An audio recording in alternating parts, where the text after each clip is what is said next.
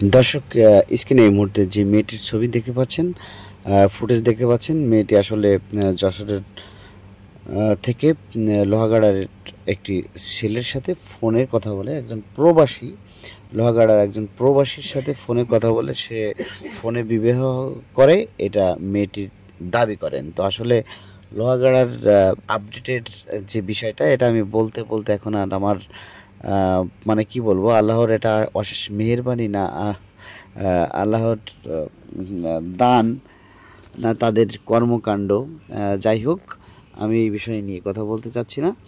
তো পরবর্তী আমাদের নড়াইল প্রতিনিধির মাধ্যমে বিস্তারিত আমরা আপনাদের সাথে তুলে ধরছি। তো সঙ্গে থাকুন, অবশ্যই এভরিডে লাইভে 24-এর সাথে থাকুন। Thank you.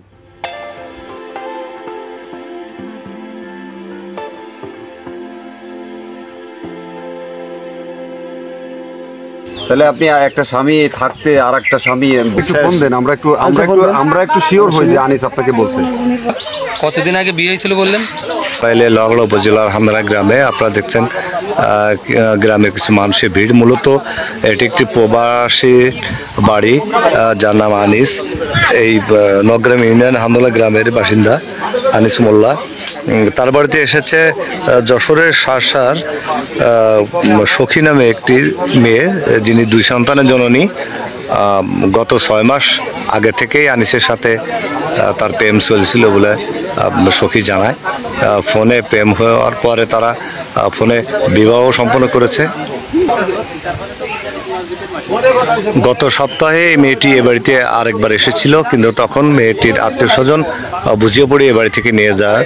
কিন্তু পরবর্তীতে আজকে এই মেয়েটি আবার দুপুর 1:30টার দিকে এসেছে এবং স্থানীয় গণ্যমান্য ব্যক্তিবর্গ বা ওই মেয়ের আত্মীয় স্বজন বুঝিয়ে পড়ে ওই মেয়েকে তার বাবার বাড়িতে দিতে পারেনি। এই সখী জানায় যে তাদের ফোনের মাধ্যমে বিবাহ সম্পন্ন হয়েছে। বাপের বাড়ি কোন জায়গা? কোন জেলা এটা? সারসা জেলা। সেখান থেকে আপনি আজকে আসতেন?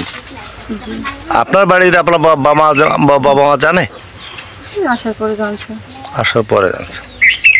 আজকে আপনি আসার সময় আনিসের সাথে যোগাযোগ করে আসছেন? সে কি আসতে বলছে? এখন আনিসের বাবা মা আপনাকে কি ঘরে নেবে? কি বলছে?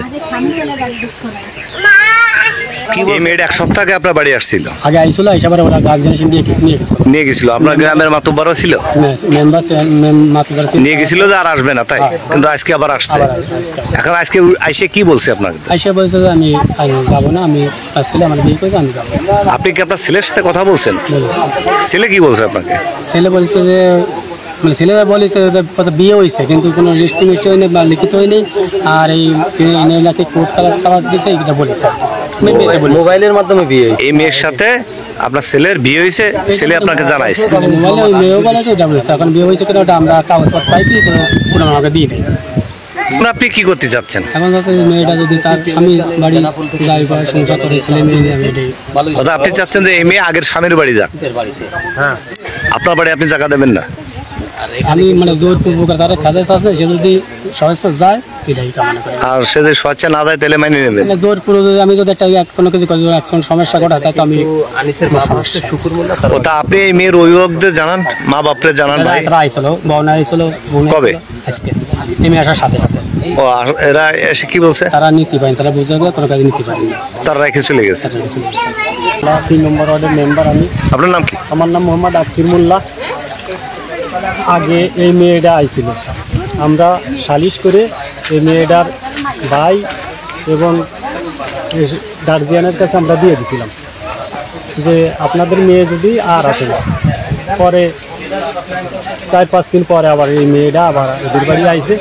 আমি আইছিলাম, আইসে কাছে জিজ্ঞাসা করলাম মেয়ের কাছে। মেয়ে বলতেছে কি যে আমার হলো বিয়ে শাদী হয়ে গেছে। তা আমি বললাম কি যে বিয়ে শাদী হয়ে গেছে, তাহলে সেই আগের যে স্বামী ছিল তার তো ডিভোর্স দিয়ে আইছে। বলছে হয় আমার ডিভোর্স হয়ে গেছে, ডিভোর্সটা আমি আনিনি, বিয়ে শাদী হয়ে গেছে, আমি এনতে যাবো না। পরে ওর বোন আইছিল, বউনায় আইছিল, যে জুলুম করে ওর বোন এবং বউনার কাছে সে যায়নি বা তারে জোর করেও নিতে পারেনি। সেই অবস্থায় হলো এই কারণ। আমি আপনাদেরকে সবসময় বাস্তব কিছু দেখানোর জন্য চেষ্টা করি। তো সবাই ভালো থাকবেন, সুস্থ থাকবেন, অবশ্যই এফডিডে লাইভ 24 এর সাথে থাকবেন। Thank you so much. আল্লাহ হাফেজ।